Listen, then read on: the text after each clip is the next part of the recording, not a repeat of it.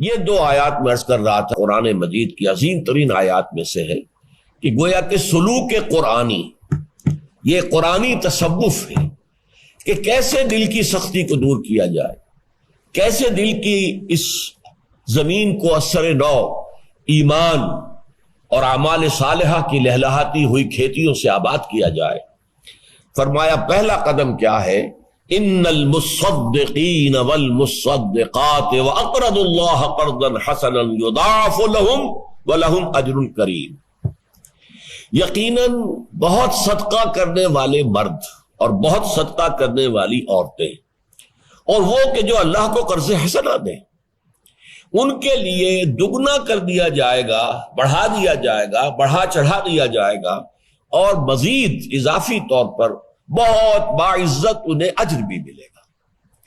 یہ آیت اس اعتبار سے بہت اہم ہے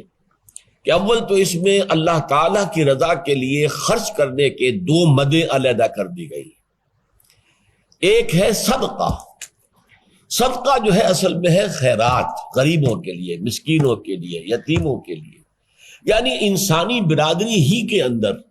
جو محرومین کا طبقہ ہے اس کی مدد، اس کی تکلیف کو ختم کرنے کی کوشش، بھوکے کو کھانا کھلانا، جس کے پاس لباس نہیں ہے اس کا تن ڈھانپنا، جو بیمار ہے علاج نہیں کر سکتا ہے اس کا علاج کروانا، وغیرہ وغیرہ۔ اور پچھلے زمانے میں ہوتا تھا راستے میں پیاؤ لگا دینا، پانی کا اہتمام کر دینا،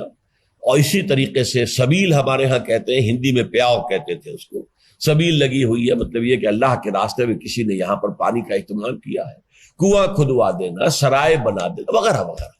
یہ سب صدقات ہیں، یہ انسانوں کی بہتری کے لیے صدقہ۔ یہ اصل میں متصدقین والمتصدقات باب تفاعل سے ہے، لیکن تا اور صاد یہ دونوں جڑ گئے، مصدقین، متصدقین کی بجائے مصدقین والمصدقات، یقیناً صدقہ اور خیرات کرنے والے مرد اور صدقہ اور خیرات کرنے والی عورتیں۔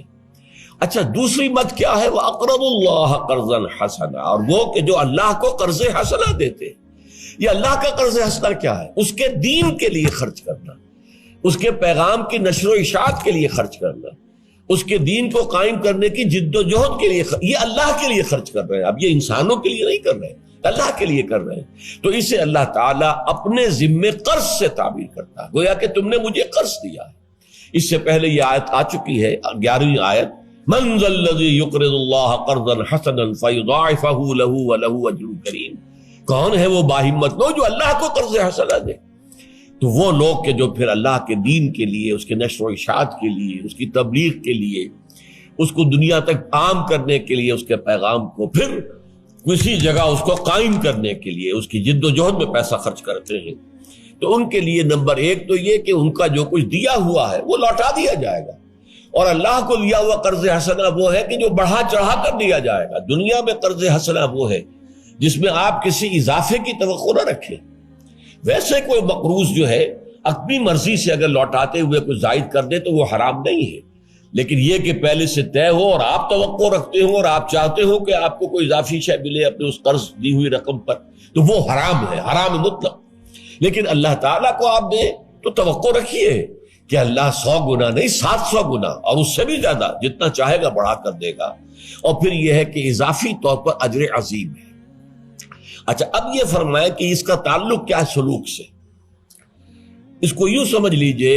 کہ انسان کے دل میں سختی پیدا کرنے والا اصل عنصر، اصل عامل وہ ہے دنیا کی محبت، اور دنیا کی محبت کا سب سے بڑا مظہر ہے حب مال، دولت کی محبت۔ یہ ہے جس نے کہ اندر زمین کے اندر جو ہے سختی پیدا کر دی ہے، دل کے اندر خشونت پیدا ہو گئی ہے، دل کے اندر قساوت پیدا ہو گئی ہے۔ اس کو رفع کرنے کا یہی ہے، حل چلاؤ اور اس میں سے مال نکالو۔ اللہ کے بندوں کی اذیتوں کو ختم کرنے کے لیے، تکلیفوں کو رفع کرنے کے لیے، ان کی مشکلات کو رفع کرنے کے لیے خرچ کرو، اللہ کے دین کے لیے خرچ کرو۔ جتنا اس میں سے مال نکالو گے اتنی ہی گویا کہ امپیورٹیز جو ہے تمہارے اس دل کی زمین میں سے نکل کر باہر ہو جائیں گی، اور اس کے بعد ایمان کا بوجھ اگر اس میں بیج ڈالو گے، وہ ایمان کا بیج جو ہے وہ پھر پوری طرح برگو بار لائے گا۔ زمین سخت تھی، بارش بھی پڑی لیکن وہ چلی گئی، قرآن بھی سنا لیکن اس کا کوئی اثر نہیں ہوا، اس لیے کہ دل اندر سے سخت ہے۔ اس کے بعد یہ ہے کہ کچھ آدمی چاہتا بھی ہے کہ ایمان مجھے حاصل ہو جائے، تو کیسے حاصل ہو جائے گا؟ اندر تو وہ دولت کی ہوس اور دولت کی کشش اور دولت کی محبت نے قبضہ جمایا ہوا ہے، تو دل میں تو ظاہر بات ہے کہ ایک ہی شے رہ سکے گی، یا اللہ کی محبت یا دنیا کی محبت، یہ دونوں بیک وقت نہیں رہ سکتی۔ ہاں اللہ کی محبت اوپر ہو، اس کے نیچے انسان دنیا میں بھی محنت کرتا ہے، حلال کمائی کے لیے بھاگ دوڑ کرتا ہے، وہ جائز ہے۔ اللہ کی محبت بالا ترین ہو تو پھر اولاد کی بھی محبت ہو، کوئی حرج نہیں ہے، والدین سے محبت ہو، بہت ہی اچھی بات ہے، بڑی نیکی کا کام ہے، شوہر اور بیوی میں محبت ہو، بہت اچھی بات ہے، مطلوب شے ہے، لیکن یہ کہ اللہ کی محبت اور اللہ کا یقین اور ایمان بالا ترین ہو جائے، جب تک یہ شکل نہیں ہوگی اور ساری محبتیں اس کے نیچے ہو جائیں۔ قل ان کان آباؤکم وابناؤکم واخوانکم وازواجکم وعشیرتکم واموال اقترفتموها وتجارۃ تخشون کسادها ومساکن ترضونها احب الیکم من اللہ ورسولہ وجہاد فی سبیلہ فتربصوا حتی یاتی اللہ بامرہ واللہ لا یہدی القوم الفاسقین۔ اے نبی ان سے کہہ دیجئے اگر ہوں تمہیں اپنے باپ اور بیٹے اور بھائی اور بیویاں یا اور شوہر اور رشتہ دار اور وہ مال جو تم نے بڑی محنت سے کما کر جمع کیے ہیں اور وہ کاروبار جو بڑی محنت سے جمائے ہیں اور ان کی کساد کا اس میں تمہیں جو ہے سرد بازاری کا جو ہے اندیشہ رہتا ہے، خوف لاحق ہوتا ہے، اور پھر وہ مکان، وہ حویلیاں، وہ کوٹھیاں، وہ محل جو تم نے بنائے ہیں جو تمہیں بڑے محبوب ہیں، اگر ان 8 چیزوں کی محبت اللہ کی محبت سے، اللہ کے رسول کی محبت سے، اللہ کی راہ میں جہاد کرنے کی محبت سے اگر یہ چیزیں بالا تر ہے تو جاؤ، دفع ہو جاؤ، بیٹھو وہاں، انتظار کرو اللہ کے فیصلے کا، یہاں تک کہ اللہ کا حکم آ جائے، اور اللہ ایسے ناہنجاروں کو، ایسے فاسقوں کو ہدایت نہیں دیتا۔ تو یہ ہے مال کی محبت دل سے نکلے گی۔ اور ایک اور مقام پر آیا ہے سورہ بلد میں، فلقتحم العقبہ، یہ انسان جو ہے یہ گھاٹی کو عبور نہیں کر پایا۔ جیسے یہ ہے کہ ایک پہاڑی سفر آپ کر رہے ہیں، اس میں ایک بڑی تنگ گھاٹی آ گئی، اس کے بعد پھر کھلی وادی آ جاتی ہے، لیکن تنگ گھاٹی میں سے گزرنا ذرا کار دارت، تو وہ گھاٹی کا تصور دیا، فلقتحم العقبہ، یہ انسان گھاٹی کو عبور نہیں کر سکا، عبور کر جاتا تو آگے کھلا راستہ تھا، وہ گھاٹی ہی میں پھنس کر رہ گیا۔ فلقتحم العقبہ وما ادراک ما العقبہ، جانتے ہو یہ گھاٹی کیا ہے؟ فک رقبۃ، کسی گردن کا چھڑا دینا، کوئی غلام ہے اسے اپنے پیسے سے خریدا اور آزاد کر دیا۔ فک رقبۃ او اطعام، اور فی یوم ذی مسغبۃ،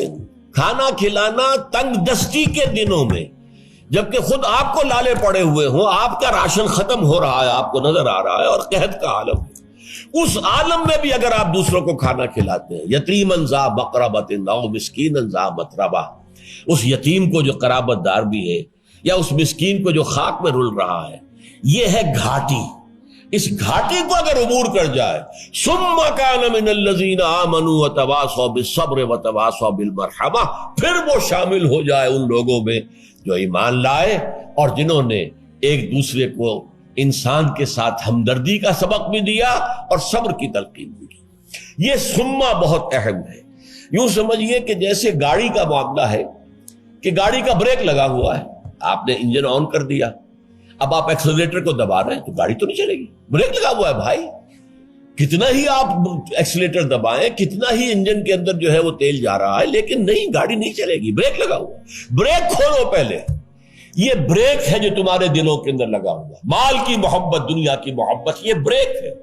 یہ تمہیں اس راستے پر آگے بڑھنے نہیں دے گا جب تک کہ یہ بریک نہ کھلے۔ تو ان المصدقین والمصدقات واقرضوا اللہ قرضا حسنا یضاعف لهم ولهم اجر کریم،